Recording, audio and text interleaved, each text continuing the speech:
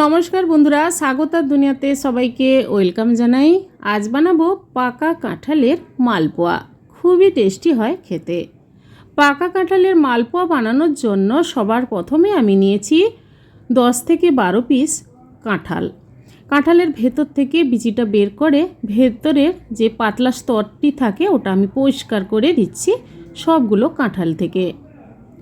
এবার সবগুলো কাঁঠাল মিক্সি জারে পেস্ট করে নেব।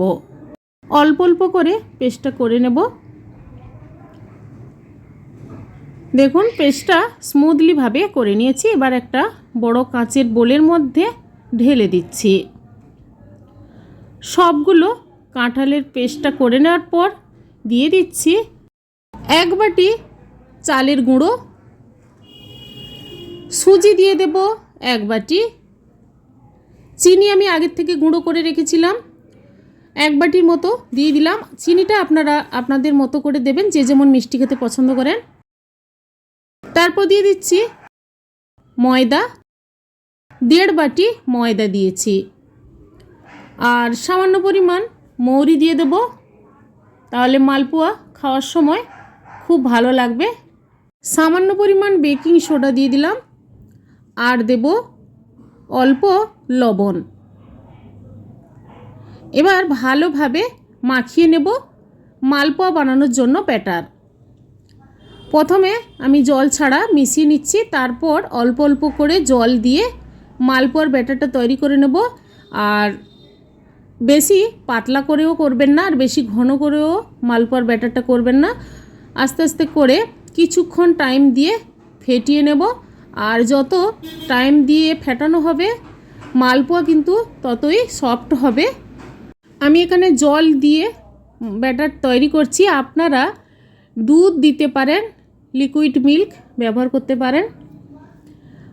এবার ঢাকা দিয়ে কিন্তু আমি 1 ঘন্টা রেখে দেব, কারণ আমি সুজি আর চালের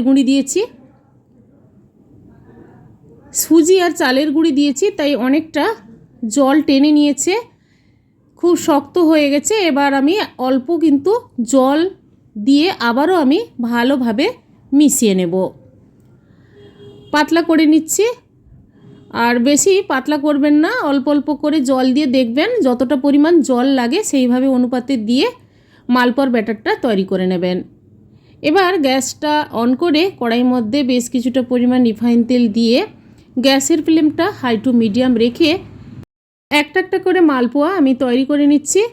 আর হাই ফ্লেম করবেন না, তাহলে মালপোয়া ওপরের দিকটা পুড়ে যাবে আর ভেতরের দিকটা কিন্তু কাঁচা থেকে যাবে। তাই গ্যাসের ফ্লেম মিডিয়াম রেখে আস্তে আস্তে করে মালপোয়া তৈরি করে নিচ্ছি। একটা ভেজে নেওয়ার পর সাইডে আমি আরেকটাও দিয়ে দিচ্ছি। এভাবে গোল্ডেন ব্রাউন কালার এসে যাচ্ছে। আর এভাবে মালপোয়া পাকা কাঁঠালের স্বাদ কিন্তু দুর্দান্ত বন্ধুরা। বাড়িতে একবার বানিয়ে ট্রাই করে দেখবেন, খুব ভালো লাগবে। ভাজা হয়ে গেছে, এবার কড়াই থেকে তুলে প্লেটে সার্ভ করে নেব। বাকিগুলো আমি এভাবে ভেজে নেব। আর আস্তে আস্তে করে কিন্তু ভাজতে হবে, কিছুক্ষণ টাইম দিয়ে ধরে ধরে আপনারা বানাবেন, তাহলে দেখবেন যে মালপোয়াগুলো খুব সুন্দরভাবে উপরের দিকে উঠে আসবে আর ফোলা ফোলা হবে, আর ভেতরটাও খুব সফট হবে। সবগুলো মালপোয়া ভাজা হয়ে গেছে, এবার আমি প্লেটের মধ্যে সার্ভ করে নিয়েছি বন্ধুরা। এভাবে পাকা কাঁঠালের মালপোয়া একবার বাড়িতে বানিয়ে ট্রাই করে দেখুন বন্ধুরা, অসাধারণ লাগবে খেতে। আজকের এই রেসিপি আপনাদের কেমন লেগেছে কমেন্ট করে জানাবেন, লাইক করবেন। আর আমার চ্যানেলে নতুন বন্ধু হতে চাইলে আমার চ্যানেলটি সাবস্ক্রাইব করে নেওয়ার অনুরোধ থাকলো। পাশে থাকা বেল আইকন প্রেস করবেন, আমার চ্যানেলে যখন কোনো নতুন রেসিপি দেব আপনাদের কাছে নোটিফিকেশান খুব সহজে পৌঁছে যাবে। আজ এই পর্যন্ত, সবাই ভালো থাকুন, সুস্থ থাকুন, ধন্যবাদ।